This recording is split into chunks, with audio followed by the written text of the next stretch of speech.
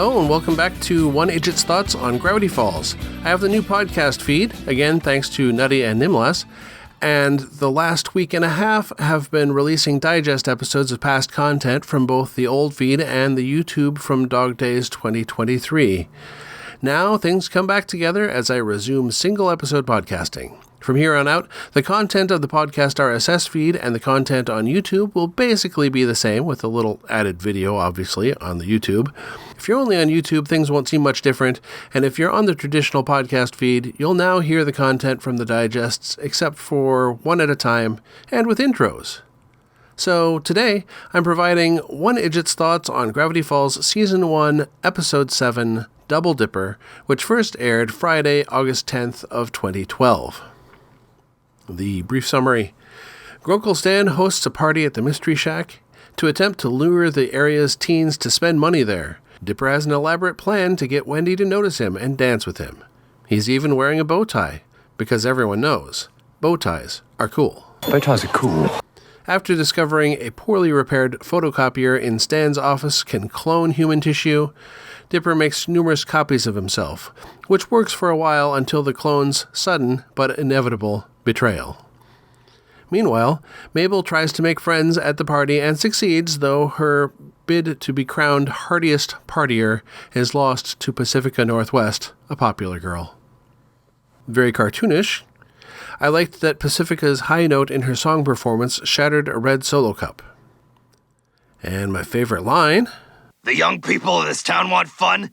I'll smother them with fun. Maybe comments like that are why kids don't come to the Mystery Shack. Who is? This time we're going to do Who is TJ Miller? TJ Miller plays Robbie, who, much to Dipper's chagrin, is Wendy's boyfriend, previously seen in the Inconveniencing episode. Like his castmate Kristen Shaw, TJ is from Colorado, graduate of Denver East High School. TJ started out in stand-up and worked improv comedy with troops in the Chicago area, eventually touring for 2 years for Second City. He started out acting in the film Cloverfield, in which a gimmick meant he was primarily working voice only for the majority of the film. He has also performed voice work in the How to Train Your Dragon series as Tough Nut. F is for Family, Gravity Falls, and a bunch of single-episode appearances. In live action, he's known for his role as Weasel in the Deadpool series and as Ehrlich in the HBO series Silicon Valley. What worked? I liked a lot the "quit hitting myself," a runner-up for my favorite line, and how all the clones were literally paler copies of the original, actually rendered paler in the video. I liked that number 2 Tyrone wasn't able to drink and saw it coming a split second before it was revealed. And I especially liked that via the clones, Dipper was literally getting in his own way when it came to chatting up Wendy, which was what Mabel said originally.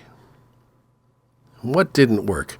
As much as they might want it, I'm not sure if the show is really designed with both of the twins as joint protagonists. It feels like the episodes so far are only in Dipper's POV, either about Dipper directly or about Dipper's reaction to Mabel's storyline. This episode has an independent storyline for Mabel, but it's clearly firmly a B-plot, without much episode time spent, and I have a feeling this might balance out some as the series progresses, so we'll wait and see.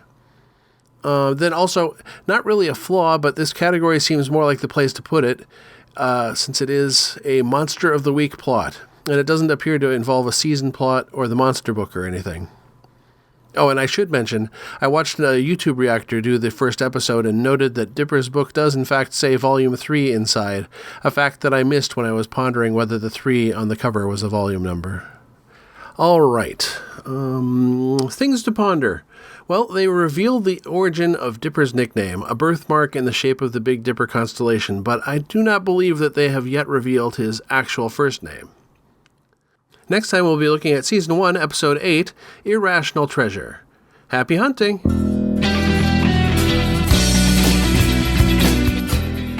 You've been listening to the One Idjit's Thoughts On podcast, produced by Paul Mackey in association with Nimlas Studios.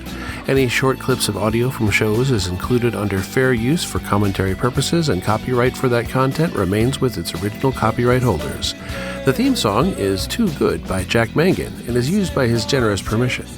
One Idjit's Thoughts is produced under a Creative Commons Attribution, Non-Commercial, No Derivatives 4.0 International License.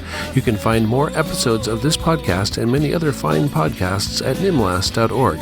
You can contact me by emailing idjitcastpodcast@gmail.com or commenting on episodes at nimlast.org. Let's make our own memories.